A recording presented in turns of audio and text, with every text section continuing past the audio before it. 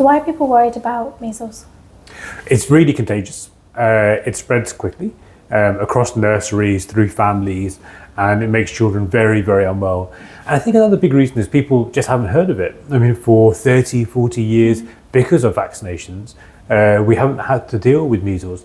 And suddenly people are coming across the infection because there's been worries about vaccination, and sadly the virus has really spread through communities.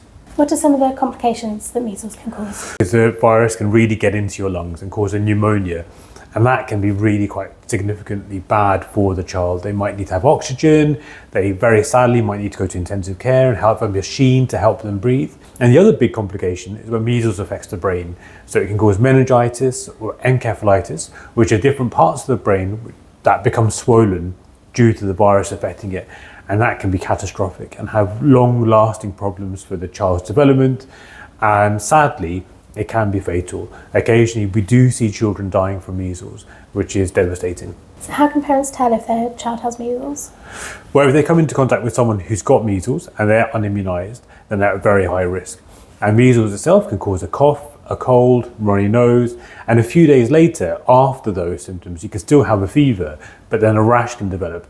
And the rash is often quite sandpaper, it's quite tough to touch. On black and brown skin, it can be quite difficult to see what the rash looks like, but it feels quite different. It feels much rougher to when you touch it. And on occasion, you can get some white spots in your mouth. So what should you do if you think you or your child has got measles? If you can phone your GP or NHS 111, stay at home and they'll be able to advise what to do next. So who's at highest risk if they catch measles? So if you're unimmunized, you're at high risk of catching measles. So babies who can't get the vaccine because they're too young. If you're immunosuppressed, so if you can't have a live vaccine, which MMR is, or MMRV, then you're at high risk. And pregnant women are at high risk. So it's really important, if you're eligible, if you're able to get the vaccine, then get vaccinated. And if you can't get the vaccine because you're too young or because your immune system doesn't work, then make sure that everyone around you is vaccinated so you're protected. So which vaccines protect against measles?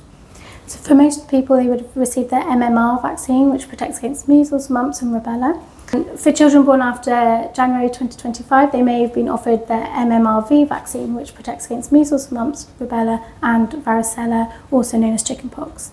They're both as effective to protect against measles, and the MMRV has been used in other countries for years, but it's just new to the UK.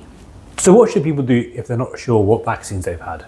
So you'll need 2 doses of the MMR or MMRV vaccine to ensure long-lasting protection. If you aren't sure, you can check your Red Book or your child's Red Book or contact your GP, and they will let you know what you need and if you need to have a catch-up dose. So one thing I'd like parents to know about measles is that it's a really, really serious infection. It can make your child very unwell. They might need to go into hospital, and sadly, you can still die from the infection.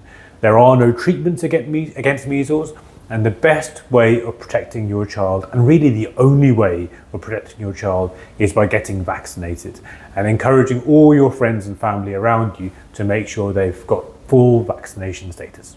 It's never too late to be vaccinated. If you're unsure or don't think you've received your vaccines, you can always just contact your GP and they'd be able to help you if you need any doses. And if you're not sure or have questions about the MMR vaccine, please do speak to your GP or practice nurse and they'd be more than happy to help.